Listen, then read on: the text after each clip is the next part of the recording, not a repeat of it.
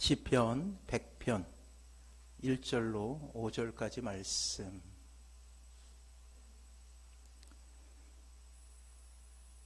우리 교독하도록 하겠습니다. 제가 먼저 읽습니다. 온 땅이여 여호와께 즐거운 찬송을 부를지어다.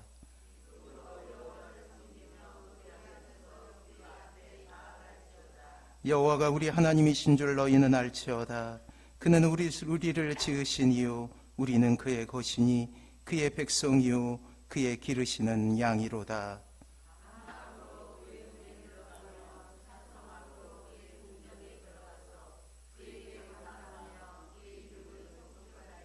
우리가 읽습니다. 여호와는 선하시니 그의 인자하심이 영원하고 그의 성실하심이 대대에 이르리로다. 아멘. 우리 옆에 분하고 인사합니다. 감사하며 사십시오. 감사하며 사시기 바랍니다.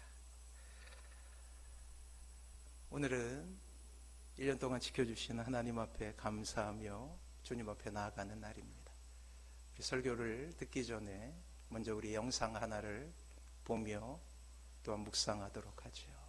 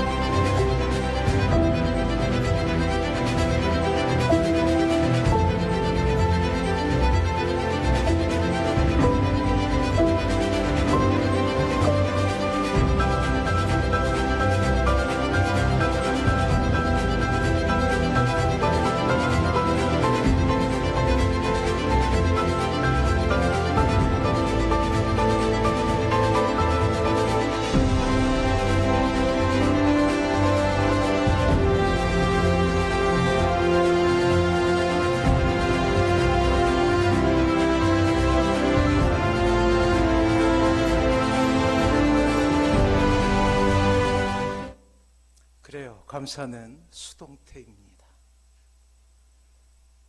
하나님이 주어가 되셔야 된다라는 것이죠. 기독교 교인이었던 이무라 가츠키오는 1947년생으로 일본 대학 의학부를 졸업하게 되죠. 그리고 병원 내과 의사로 근무하던 중 섬유육정암으로 오른편 다리를 절단하게 됩니다. 하지만 초인적인 인내로 의사의 사명을 감당하다가 결국에는 이 암이 폐로 전이되어서 1979년 31세의 아까운 나이로 이 세상을 떠나게 되지요. 그가 자신의 죽음을 응시하며 기록한 편지와 글이 종이약이라는 제목으로 출판되고 영화화되어서 전 일본 열도에 커다란 감동을 주게 됩니다.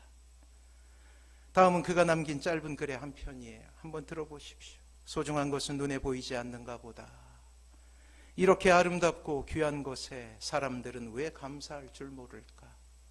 아버지가 계시고 어머니가 계시다는 것, 형제가 있고 친구들이 있다라는 것, 손이 둘이고 다리가 둘, 손을 뻗어 무엇이든 잡을 수 있고 가고 싶은 곳을 마음대로 갈 수 있다는 것, 소리가 들린다는 것, 목소리를 낼 수 있다는 것, 이보다 더 멋진 일인 어디 있는가? 그런데 이 아름답고 귀한 것에 아무도 감사할 줄 몰라. 그거야 당연한 건데 뭘 하면서. 하루 세끼 밥 먹고 밤이 오면 잠자고 다음날 아침을 맞는다는 것, 웃고 울고 노래하며 소리치고 뛰어다닌다는 것, 산을 오르고 바닷가를 거닌다는 것, 바람, 구름, 별, 소나기, 꽃, 눈, 낙엽, 풀벌레, 울창한 숲, 이렇게 멋지고 아름다운 것에 아무도 감사할 줄 몰라. 그 모든 것이 얼마나 눈물나게 하는 것인지, 그 모든 것이 얼마나 아름답고 신나는 것인지, 그 모든 것이 얼마나 감사한 것인지 아무도 몰라. 그걸 아는 사람은 마침내 그 모든 것을 잃어버린 사람뿐. 그래요. 모든 것을 잃고 나니 모든 것이 감사한다는 것을 깨닫게 되었던 것이죠.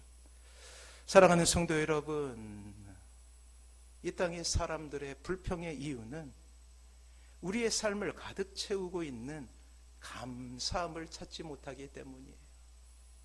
하나님께서 우리의 삶 가운데 수놓으신 수많은 감사의 조건을 볼 수 있는 영적인 안목이 없기 때문입니다. 사랑하는 성도 여러분, 오늘은 추수감사주일이죠. 물론 신자의 삶은 1년 365일 감사의 삶일 수밖에 없습니다.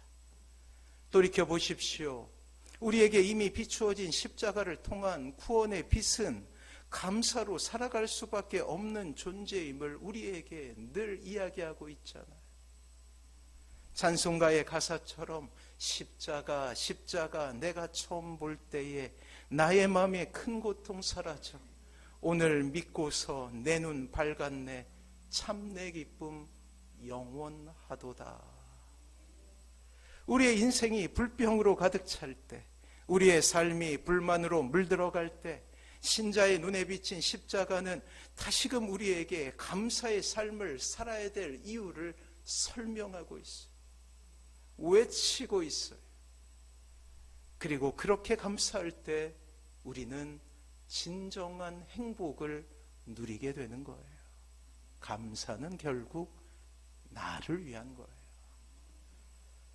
언제가 말씀드렸지만 제 켈리라는 한 신문 기자가 소말리아의 비극을 취재하다가 겪은 체험담이 있었죠. 기자 일행이 수도 모가디슈에 있을 때였습니다. 그때는 기근이 극심한 때였죠. 기자가 한 마을에 들어갔을 때 마을 사람들은 모두 죽어 있었습니다. 그 기자는 한 작은 소년을 발견하게 되었어요. 소년은 온몸에 벌레가 들끓고 있었어요. 영양실조에 걸려 배가 볼록했습니다. 머리카락은 빨갛게 변해 있었으며 피부는 한 100살이나 된 사람처럼 보이게 되었죠. 마침 일행 중에 한 사진자가 과일 하나를 가지고 와서 소년에게 주게 됩니다. 그러나 소년은 너무 허약해서 그것을 들고 있을 힘조차 없는 것처럼 보였어요. 기자는 그것을 반으로 잘라 소년에게 줍니다. 소년은 그것을 받아 들고는 고맙다는 눈짓을 하더니 마을을 향해 걸어가는 거예요. 비틀거리면서 말이에요. 기자 일행이 소년의 뒤를 따라갔지만 소년은 그것을 의식하기조차 힘겨운 듯 보였어요. 소년이 마을에 들어섰을 때 이미 죽은 것처럼 보이는 한 작은 아이가 땅바닥에 누워 있었습니다. 그 아이의 눈은 완전히 감겨 있었어요. 이 작은 아이는 소년의 동생이었던 거예요. 형은 자신의 동생 곁에 무릎을 꿇더니 손에 쥐고 있었던 과일을 한 입 베어서 그것을 씹습니다. 그리고 동생의 입을 벌리고 그것을 입안에 넣어주는 거예요. 그리고는 과일을 씹을 수 있는 힘이 없는 자기 동생의 턱을 잡고 입을 벌렸다 오므렸다 하면서 동생이 씹도록 도와주게 됩니다.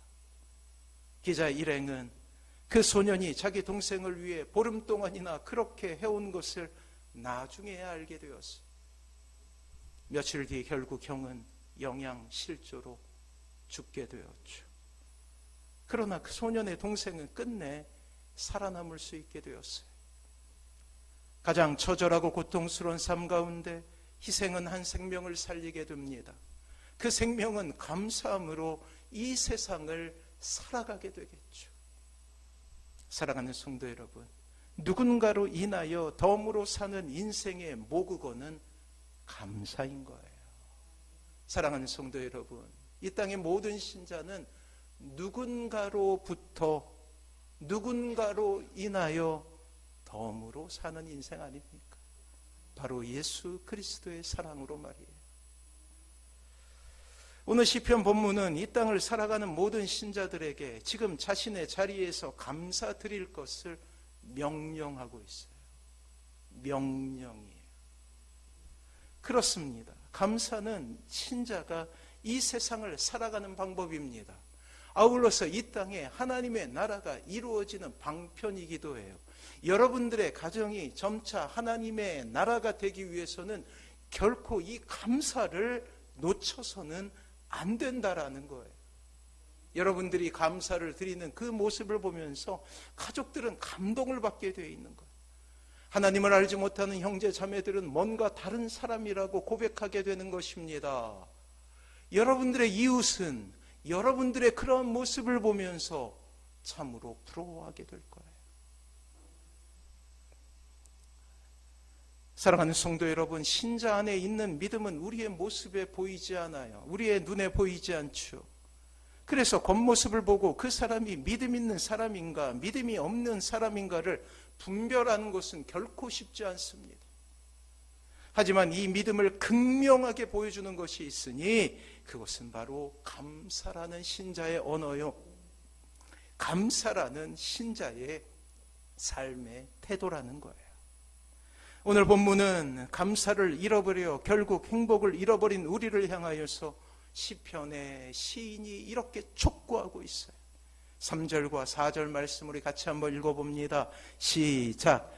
여호와가 우리 하나님이신 줄 너희는 알지어다. 그는 우리를 지으신 이요 우리는 그의 것이니 그의 백성이요 그의 기르시는 양이로다.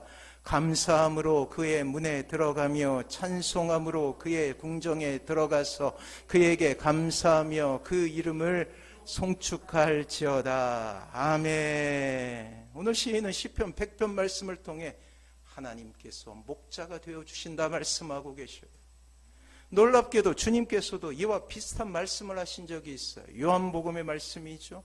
요한복음 10장 11절 말씀 주보에 있습니다. 같이 한번 읽어봅니다. 시작. 나는 선한 목자라. 선한 목자는 양들을 위하여 목숨을 버리거니와. 그래요. 주님 스스로 선한 목자라 소개하고 계시죠. 요한복음을 통하여 우리는 시편 100편의 말씀을 더욱더 깊이 더욱더 확실하게 이해할 수 있게 돼요. 시인은 감사함으로 그 문에 들어가며 찬송함으로 그의 궁정에 들어가 감사하라 라고 세상을 향하여 소리치고 있죠. 우리는 요한복음 10장의 말씀을 통해 우리의 인생이 감사로 채워져야 될 이유, 또한 찬송으로 가득 차야 될 이유, 그것이 예수님께서 우리를 위해 목숨을 버리시는 사랑을 베푸셨기 때문이라고 말씀하고 있다라는 사실이에요. 사랑하는 성도 여러분, 이 세상은 여전히 우리에게도 신자에게도 불만족스러운 세상 아닙니까? 지난 2주간 우리는 영적 전쟁이 이 땅에서 벌어지고 있음을 깨닫게 되었죠. 여전히 악한 영이 신자도 공격할 수 있습니다. 때로 그 악한 영의 공격에 의해 좌절되고 넘어질 수 있음을 우리는 깨닫게 되었어요. 따져보면 불평할 거리가 많고 불만은 산더미와 같습니다. 우리의 인생을 뒤돌아보면 눈물이요, 앞으로 보면 막막하죠. 때로 조금 좋은 가정에서 태어났으면 하는 생각이 듭니다. 경제적인 어려움은 늘 우리의 인생을 주눅들게 만들지요. 건강을 잃어버리니 모든 것을 잃어버리는 것 같습니다. 하지만 오늘 우리는 성경 말씀을 통해 그럼에도 불구하고 감사, 이것은 신자만이 알 수 있는 감사예요. 그 이유를 발견하게 되죠. 그렇습니다. 그것은 예수님께서 우리에게 선한 목자가 되어주시기 때문이라는 거예요. 이 말씀을 더 잘 이해하기 위해서 우리는 먼저 양이라는 짐승에 대해서 알아볼 필요가 있습니다. 목가적인 풍경으로 그림같이 펼쳐진 파란 풀밭에서 풀을 뜯으며 한가로이 뛰어놀고 온순하게 주님의 주인의 말을 잘 듣는 광경을 우리는 양하면 머리에 떠오르게 되죠. 그러나 우리가 양의 특징을 알게 될 때 이 양은 우리와 너무나 닮은 고집세고 자신의 뜻대로 인생을 규정한 한 마리 고집센 짐승이었음을 우리는 깨닫게 되는 거예요. 선한 목자이신 주님의 다스림이 실어 떠나 인생의 깊은 어둠 속에서 진리를 모른 채 방황하고 있는 바로 우리의 모습을 발견하게 되죠. 그래서 성경은 이 땅의 모든 사람들을 무엇이라 부르냐면 이른 양이다 라고 부르는 거예요.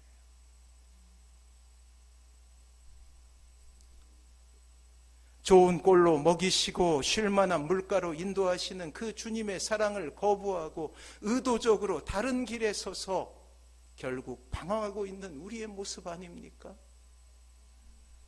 양에 대해서 이사야서 53장 6절은 이렇게 묘사하고 있어요. 우리는 다 양 같아서 그릇 행하여 각기 제 길로 갔거늘. 이런 양이라는 것이죠. 실제 양에 대해 이스라엘 백성이 가지고 있는 이미지는 우리가 가지고 있는 목가적인 풍경 속에 나타나는 양의 모습이 아니에요. 그들은 양 하면 이렇게 머릿속에 떠오르게 됩니다. 첫 번째는 고집이 세고 생각이 모자라고 어리석으며 다른 사람의 말을 듣지 않는 고집센 짐승이라는 거예요. 나중에 주님께서 비유로 말씀하실 때 천국에 들어갈 때 심판받게 되는 그곳에 한편에는 오른편에는 양과 왼편에는 염소 이렇게 묘사되어 있기 때문에 양에 대해서 좋은 이미지를 가지고 있다면 그것은 주님께서 임의로 나누신 거예요. 양이 잘해서가 아니라는 거예요. 놀랍게도 우리가 생각하는 양의 이미지와는 전혀 다른 모습을 가지고 있죠. 하나님을 알지 못하는 우리의 모습은 양과 같습니다. 고집스럽고 생각이 모자라며 다른 사람의 말을 들으려고 하지 않아요. 하나님을 알기 전 우리의 모습이 이것 아니었습니까? 내 길을 고집하며 내 길을 가려고 했던 것. 아까 영상에 보면 자신이 주체가 된 행복을 찾으려고 노력했다라는 사실이 조건을 채우고자 노력했지만 실패한 우리의 인생처럼 말이에요. 그러나 하나님께서는 복음으로 우리를 굴복시키고 하나님을 믿지 않으려 발버둥 칠 때 설복하여 결국 하나님을 알게 하신 하나님의 집착에 가까운 사랑이 있었기에 주님을 알게 된 거예요. 이 자리에서 예배하는 것이 거저 이루어진 것이 아니라는 것입니다. 자, 가자 하고 이 자리에 세워주신 거라는 거예요. 우리가 잘나서 우리가 자격이 있어서가 아니라는 것이죠. 끊임없이 우리를 설득하시고 사랑한다 고백하며 우리를 만나주신 것입니다. 두 번째로 양은 혼자 살아갈 수 없는 존재예요. 그럼에도 불구하고 제 길로 간 것이에요. 양은 아주 눈이 나쁘다고 해요. 그래서 물체를 분간할 수 있는 시력이 2m에서 3m 정도 된다고 합니다. 또한 이빨도 튼튼하지 못해 자신을 지킬 수 있는 도구가 되지 못해요. 더군다나 목이 두껍죠. 이 목을 들어서 이게 하늘을 볼 수도 없어요. 염소처럼 뿔이 있거나 몸이 날렵해서 빠르게 달릴 수도 없고 몸을 숨기는 재주를 가진 것도 아닙니다. 늑대가 나타나거나 곰이 나타나면 그냥 죽을 수밖에 없는 존재이죠. 무리를 유지하는 방법도 다르지 않습니다. 한 마리를 먹이로 내주고 나머지가 살 길을 얻는 것, 마치 이 세상의 경쟁의 원리와 같아요. 늘 힘없고 어린 그러한 양들은 희생을 당하게 되는 것처럼 말이에요. 더군다나 양의 털을 깎지 않고 그냥 자라게 하면 그 양의 털이 너무나 수북하게 자라서 넘어졌을 때 스스로 일어날 수 없는 동물이 바로 양이라는 짐승이에요. 때문에 양은 누군가의 도움이 없이는 살 수 없는 연약한 인간의 모습을 상징한다라고 이야기할 수 있습니다. 그래서 성경은 이 땅의 모든 사람은 양이라 라고 이야기하는 거예요. 목자의 그늘 아래에서 살지 않으면 안 되는 존재라는 것입니다. 양이 이 세상을 살 수 있는 유일한 방법은 선한 목자에게 의존하며 살아갈 수 있는 방법밖에 없다라는 거예요. 사랑하는 성도 여러분, 양은 홀로 살 수 있는 존재가 아니에요. 이 땅의 신자는 홀로 살 수 있는 존재가 아님을 고백하는 사람이 모인 거예요. 늑대가 위협하고 곰이 위협해도 그것에서 벗어날 수 있는 날랜 발이 있는 것이 아니고 뿔이 있어 늑대를 공격할 수 있는 것이 아니며 그 커다란 몸을 숨길 수 있는 지혜를 가진 것도 아닙니다. 무기력하지요. 살아보지 않으셨습니까? 내가 얼마나 무기력한 존재인지.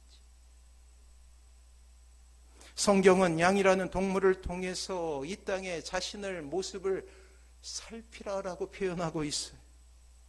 그럼에도 불구하고 이 땅의 많은 사람들은 하나님 없이 살 수 있는 것처럼 살아가고 있지 않습니까? 목자의 도움 없이 1분 1초도 살 수 없는 존재이나 의도적으로 선한 목자의 손길을 거부하는 이 땅의 많은 이들을 보게 된다라는 사실이에요. 애써 그 사랑을 모른 채 살아가고 있죠. 이것이 바로 우리의 모습 아닙니까? 사랑하는 성도 여러분, 다시 한번 말씀드립니다. 양은 홀로 살 수 없는 존재이며 목자가 그 양들을 보호해 주지 않으면, 꼴과 물을 주지 않으면 죽을 수밖에 없는 존재임을 기억하시기 바랍니다. 그 표현이 바로 예배라는 거예요. 저는 홀로 살 수 없어요. 그러니 감사가 안 나올 수 있습니까? 시편 23편 시인 다윗은 하나님을 목자라고 비유하고 있죠. 여호와는 나의 목자시니 내게 부족함이 없으리로다. 다윗이 그렇게 하나님을 찬양할 수밖에 없었던 이유가 있었습니다. 그것은 그가 양치기의 삶을 살아봤기 때문이에요. 양을 돌보며 체득한 하나님의 사랑이었던 것이죠. 다윗은 목동으로 어릴 적 시간을 보냅니다. 늑대가 위협하고 곰이 양을 해치려 할 때, 심지어 사자들이 양을 죽이려 할 때 어린 목동 다윗은 어리지만 목숨을 걸고 양을 지켰어요. 그때 수련한 것이 물맷돌인 거예요. 한 번에 골리앗을 쓰러뜨린 것이 아니에요. 수많은 늑대와 곰을 물리치고 심지어 사자와 대적하여 싸우며 얻게 된 훈련의 결과가 골리앗을 무너뜨리게 된 거예요. 그는 이렇게 생각합니다. 아, 그렇구나. 양들은 내가 없으면 죽을 수밖에 없듯이 나도 하나님이 없이 산다면 죽겠구나. 여호와는 나의 목자시니. 다윗은 자신이 양을 지키며 체험한 이 뼈저린 체험을 통해서 하나님의 사랑을 더욱 깊숙이 이해할 수 있었다라는 거예요. 양들을 지키기 위해 불편한 잠자리를 택하고 추위와 더위를 무릅써야 합니다. 때로 사자와 곰의 공격이 있을 때 자신은 상처와 공포에 떨지라도 절대로 물러서지 않는 사랑을 베풀어내는 것이에요. 다시 주님은 자신을 이렇게 소개하고 계시지 않습니까? 나는 선한 목자라. 선한 목자는 양을 위하여 목숨을 버리거니와. 이 놀라운 사랑을 깨닫게 된 다윗은 하나님의 사랑을 이렇게 고백합니다. 다시 한번 시편 23편에 여호와는 나의 목자시니 내게 부족함이 없으리로다 라고 말이에요. 이스라엘의 왕위에 올라 모든 사람을 발 아래 둔 것으로 인하여 부족함이 없다라는 뜻이 아닙니다. 연전 연승 모든 전쟁에서 승리할 수 있었던 병사들을 수하에 두었기 때문에 만족하다라는 이야기가 아니에요. 나라의 모든 재화를 소유했기에 하는 고백도 아닙니다. 문무백관이 그의 앞에서 머리를 조아리는 천상천하 유아 독존의 삶도 아니라는 거예요. 다윗은 자신의 인생이 부족함이 없을 수 있는 단 한 가지 이유를 이야기하는데 그것은 하나님께서 나의 목자가 되시기 때문이라고 그렇게 고백하고 있는 거예요. 그리고 다윗은 자신의 인생을 오로지 감사로 채워갈 수 있게 된 것이죠. 자, 이러한 사랑을 받은 우리에게 주어진 삶은 어떠한 삶이어야 하냐면 오늘 시편에 나와 있는 대로 감사함으로 그 문에 들어가는 것입니다.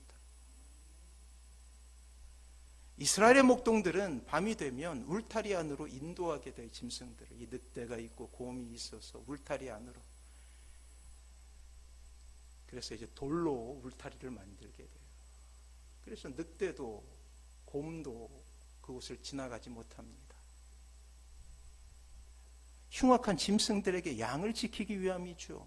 빠짐없이 모든 양을 울타리 안으로 집어넣고 이제 목자는 울타리 사이에 스스로 몸이 되어 누웠다고 해요.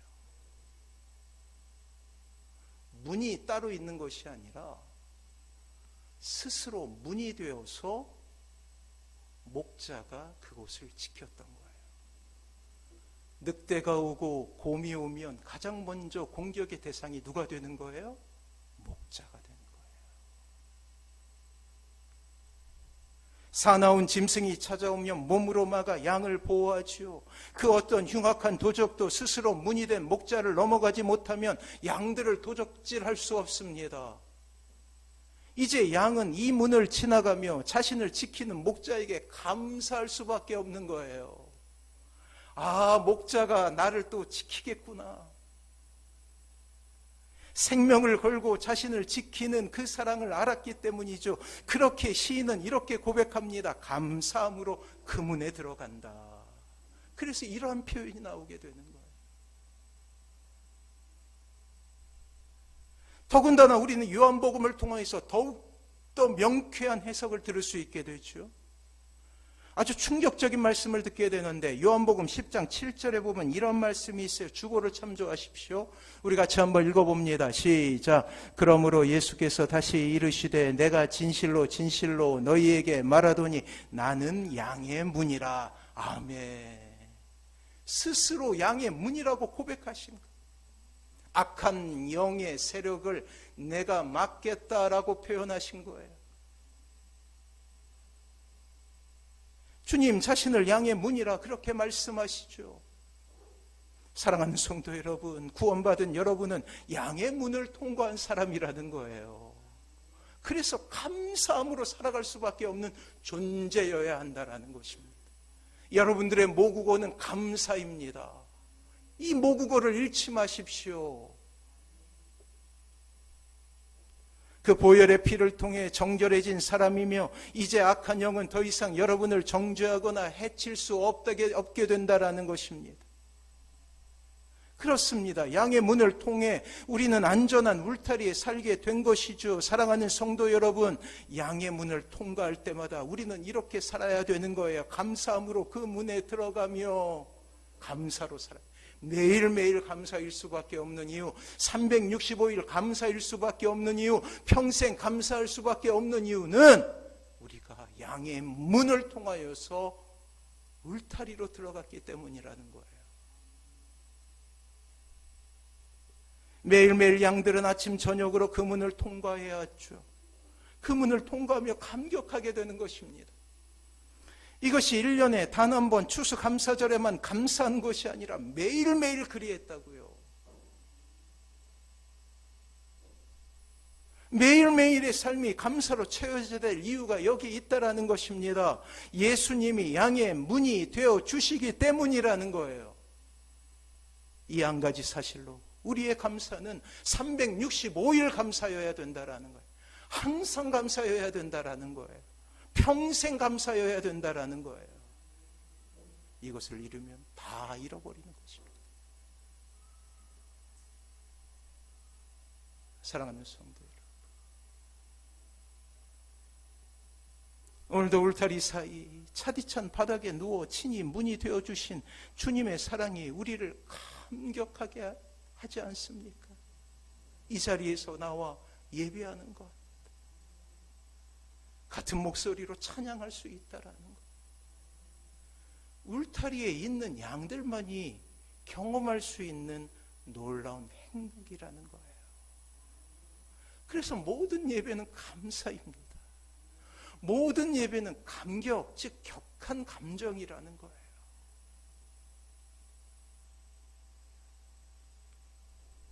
성난 짐승들의 공격을 육탄으로 막아내는 주님, 우리의 목자 되신 주님의 사랑을 경험했기 때문이죠. 사랑하는 성도 여러분, 이 사랑을 받은 우리가 어찌 불평과 불만으로 우리의 입술을 더럽힐 수 있습니까? 혹은 이 땅에서 복을 얻지 못했다고 어떻게 하나님 앞에 불평할 수 있겠어요? 때로 여러 가지 고난 가운데서 어떻게 이 불평으로 우리의 입술을 더럽힐 수 있느냐 말이에요.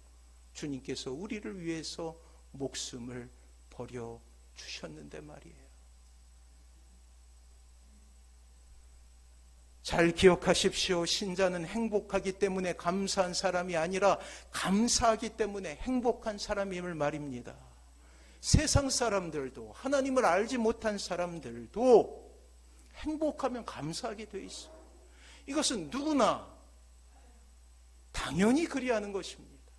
그러나 신자의 감사는, 신자의 행복은 감사하기 때문에 행복한 사람이 되는 거예요. 따라하십시오. 나는 행복합니다. 감사하기 때문에 행복합니다. 그래요. 감사하기 때문에 행복한 거예요. 그리고 그 감사는 추수감사주일의 감사가 아니라 매일매일의 감사인 거예요. 이렇게 매일매일 우리의 인생을 통해 감사의 조건을 찾아낼 수 있다면 우리는 더욱더 행복한 삶을 살 수 있게 되는 거예요. 그래서 감사는 여러분들 자신을 위해서 하는 거예요. 다시 우리는 이렇게 노래해야 합니다. 우리 같이 한번 읽어볼까요? 4절 말씀 같이 한번 읽어봅니다. 시작. 감사함으로 그의 문에 들어가며 찬송함으로 그의 궁정에 들어가서 그에게 감사하며 그의 이름을 송축할지어다. 그래요. 주님의 사랑을 경험한 이들이 놓치지 말아야 될 두 가지는 감사, 그리고 두 번째는 찬송이어야 하는 거예요. 감사가 넘치면 찬송하게 됩니다. 하나님의 나라는 감사라는 반석 위에 세워진 건물이에요. 세상의 모진 풍파 속에서도 반석 위에 세워진 하나님의 나라는 결코 흔들리지 않습니다. 그래요. 신자의 감사는 365일 감사, 평생 감사예요. 이미 우리에게 주신 은혜에 대한 감사요, 장래의 은혜에 대한 감사입니다. 천국은 이미 우리의 마음속에서 시작되었어요. 감사라는 언어를 사용하고 찬송이라는 행위를 통해서 더욱더 감사한 인생이 되시는 사랑하는 모든 성도님들 되시길 주님의 이름으로 축원합니다. 우리 같이 찬양할게요. 여러분들은 홀로가 아닙니다.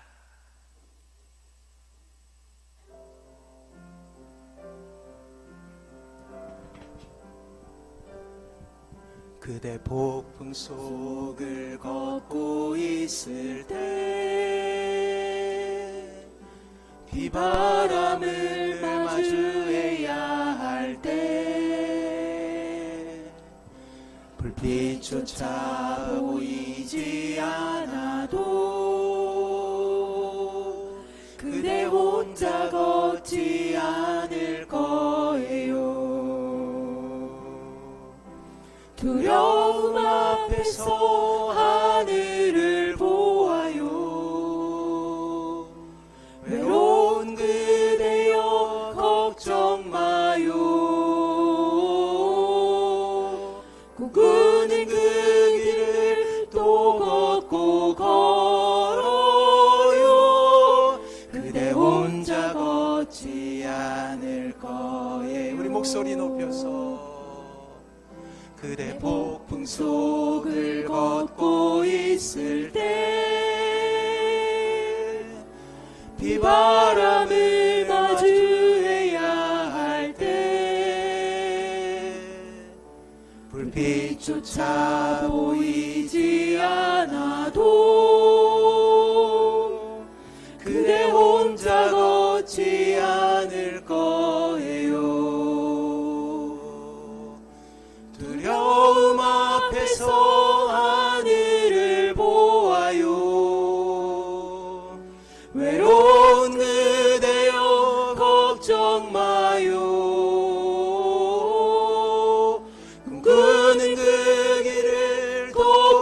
또 걸어요. 그대 혼자 걷지 않을 거예요. 그대 폭풍 속을 걷고 있을 때, 비바람을 마주해야 할 때, 불빛조차 보이지 않아도 그대 혼자 걷지 않을 거예요. 두려움 앞에서 하늘을 보아요. 외로운 그대여 걱정 마요. 꿈꾸는 그대를 또 걸어요. 그대 혼자 걷지 않을 거. 두려움 앞에서 하늘을 보아요. 외로운 그대여 걱정 마요. 꿈꾸는 그 길을 또 걷고 걸어요. 그대 혼자 걷지 않을 거예요. 사랑하는 성도들, 다시 한번 우리 같이 기도하도록 하겠습니다. 다시 한번 우리 침묵으로 기도할 거예요. 설교를 듣기 전, 하나님의 말씀을 듣기 전 우리는 1분 동안 묵상했죠. 또 주님의 말씀이 끝난 뒤 우리는 다시금 1분을 묵상하게 될 거예요. 사랑하는 성도 여러분, 우리의 기도가 달라야 합니다. 조건 때문에 행복한 것이 아니라 우리는 존재로 행복한 사람이 된 거예요. 조건 때문에 감사한 인생이 아니라 존재로서 감사한 인생이 된 것입니다. 이 시간 다시금 1분 동안 침묵하며 하나님 앞에 감사하길 소망합니다. 주님,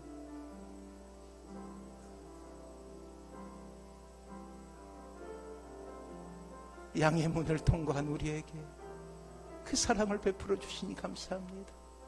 선한 목자 되어주신 주님께 감사합니다. 우리 1분 동안 묵상하며 주님 앞에 나가죠.